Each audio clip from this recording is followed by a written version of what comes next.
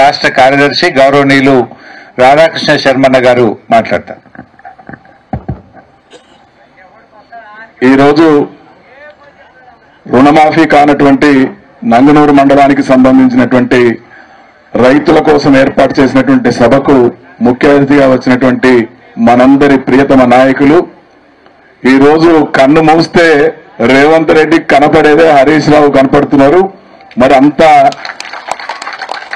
భయాన్ని పుట్టిస్తున్నటువంటి మనందరి ప్రియతమ నాయకులు మన శాసనసభ్యులు హరీష్ రావు గారు, వేదిక మీద ఉన్నటువంటి మాజీ శాసన మండలి సభ్యులు గౌరవనీయులు ఫారూక్ హుస్సేన్ గారు, మా మల్లన్న గారు, శ్రీకాంత్ రెడ్డి గారు, సోమిరెడ్డి గారు, రమేష్ గౌడ్ గారు, ఇంకా వేదిక మీద ఉన్నటువంటి గౌరవనీయ మాజీ ప్రజాప్రతినిధులు, ఈనాడు పెద్ద ఎత్తున ఈ ధర్నాకు వచ్చినటువంటి రుణమాఫీ కానటువంటి మా అక్కా చెల్లెలు, అన్నదమ్ములు, అదేవిధంగా పాత్రికేయ సోదరులందరికీ కూడా పేరు పేరున హృదయపూర్వక నమస్కారాలు. ముఖ్యంగా కాంగ్రెస్ పార్టీ అధికారంలోకి వచ్చిందే అబద్దాల పునాదుల మీద వచ్చింది. వాళ్ళు కూడా అనుకోలేదు. మన అందరం కూడా టీవీలలో చూసినాం. ఒక ఇంటర్వ్యూలో మాట్లాడుతూ రేవంత్ రెడ్డి గారే అన్నారు, నేను అధికారంలోకి వస్తాను అనుకోలేదు, అనుకోకుండా నేను ఏదో ఒకటి అబద్దాలు చెప్పినా కూడా ప్రజలు నమ్మిండ్రు, ఓటేసిండ్రు, కుర్చీలో కూర్చున్నా గానీ నేను కూడా అనుకోలేదని చెప్పి టీవీలో చెప్పినటువంటి సందర్భాన్ని కూడా మనం చూసినాం. అంటే అబద్దాలు చెప్పి అధికారంలోకి వచ్చింది. ఇందాక మా రాజన్న కోనాయపల్లి రాజన్న చెప్పినట్టు చెప్పేటప్పుడు చెప్పిండు కానీ చేసేటప్పుడు చేసేటువంటి పరిస్థితి లేదు. మరి గతంలో మనం చూసినాం, కేసీఆర్ గారు ఏదన్నా మాట ఇచ్చిండ్రు అని అంటే బయట ఎంత ఇబ్బంది అన్నా గానీ ఆర్థికంగా ఇంకా 4 పైసలు ఏ రకంగానన్నా పోగు చేసి హరీష్ రావు గారిని ఆదేశించి తెప్పించి రైతులకు ఇచ్చినటువంటి మాటను నిలబెట్టుకున్నటువంటి సందర్భాన్ని చూసినాం. రుణమాఫీ చేస్తామంటే ₹1,00,000 లోపు రుణమాఫీ చేసిండు. గతంలో 10 ఏళ్లు అధికారంలో ఉంటే 2-3 ఏళ్లు మనము కరోనాతోని ఇబ్బంది పడ్డాం.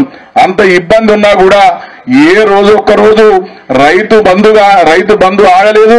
చేస్తా అన్నటువంటి ₹1,00,000 రుణమాఫీని చేసిండు. మరి ఇస్తా అన్నటువంటి ఆసరా పెన్షన్లను ₹200 ఉన్నటువంటి పెన్షన్ ను ₹2,000 చేసిండు. వికలాంగులకైతే ₹4,000 చేసిండు. కళ్యాణ లక్ష్మి ఇచ్చిండు.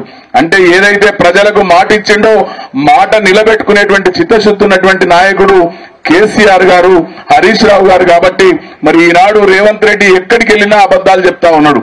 నిజంగా ముందొచ్చి హరీష్ రావు గారిని రాజీనామా చేయమని అంటుండు. హరీష్ రావు గారిని రాజీనామా చేయనటువంటి నైతిక హక్కు రేవంత్ రెడ్డి గారికి లేదని చెప్పి ఈ సందర్భంగా నేను తెలియజేస్తున్నాను. ఎందుకంటే ఆనాడు చెప్పింది ఏంది, హరీష్ రావు గారు నువ్వు ఇచ్చినటువంటి 6 గ్యారంటీలలో 13 హామీలు ఏవైతే ఉన్నాయో అవన్నీ కూడా అమలు చేసినట్టయితే, ఆగస్టు 15వ తారీఖు వరకు అమలు చేసినట్టయితే నేను రాజీనామా చేస్తా, మళ్ళీ పోటీ చెయ్యా అని చెప్పిండు. కానీ నువ్వు ఇచ్చినటువంటి హామీలలో ఏది కూడా నిలబెట్టుకోలేదు. నువ్వు చేస్తా అన్నటువంటి రుణమాఫీని కూడా ₹2,00,000 వరకు చేస్తానన్నావు. ₹2,00,000 రుణమాఫీ చేస్తానంటే ఈ రోజు వందల సంఖ్యలో వేల సంఖ్యలో వచ్చినటువంటి మా నంగనూరు మండల రైతులకు ఏ ముఖం చూపెడతావు, ఎక్కడ చేసినావో చెప్పాలని చెప్పి ఈ సందర్భంగా డిమాండ్ చేస్తా ఉన్నాం. ఈ రోజు వరకు ఒక పక్క పంటలు కోతలకు వస్తుంటే ఇవాళటి వరకు రైతు బంధు పడలేదు. మరి రైతు బంధు 10,000 ఇస్తామంటే 10,000 గత ప్రభుత్వం మన ప్రభుత్వం ఇస్తే 15,000 ఇస్తామని చెప్పారు. కళ్యాణ లక్ష్మికి తులం బంగారం ఇస్తామని చెప్పారు. కళ్యాణ లక్ష్మి పైసలు కూడా ఇయ్యకుండా ఆపితే మరి పెళ్లిళ్లు చేసినటువంటి ఆడపిల్లలకు కళ్యాణ లక్ష్మి డబ్బులు రాకపోతే హరీష్ రావు గారు పట్టుబట్టి కళ్యాణ లక్ష్మి ఆ ₹1,00,000 మా ప్రజలకు చెందాలని చెప్పి పట్టుబట్టి మొన్న తీసుకొచ్చి పంపిణీ చేసినటువంటి సందర్భాన్ని కూడా మనం చూసినాం. అంటే చిత్తశుద్ధి ఉన్నటువంటి నాయకుడు రాష్ట్రాన్ని పరిపాలిస్తే, చిత్తశుద్ధి ఉన్నటువంటి నాయకుడు హరీష్ రావు లాగా నాయకత్వం వహిస్తే తప్పకుండా పేద ప్రజల ఆశలు నెరవేరుతాయి, వాళ్ళ కలలు నెరవేరుతాయి. కాబట్టి అబద్దాల పునాదుల మీద నిలబడ్డటువంటి రేవంత్ రెడ్డి గారి ప్రభుత్వం ఎంతో కాలం కొనసాగదని చెప్పి ఈ సందర్భంగా తెలియజేస్తూ, మరి ఏదైతే రైతులు ఈనాడు కన్నెర్ర చేస్తే రైతు ఏడిచినటువంటి రాజ్యంలో రైతు వ్యతిరేకంగా నడిచినటువంటి ఏ ప్రభుత్వం కూడా మనగలగలేదు.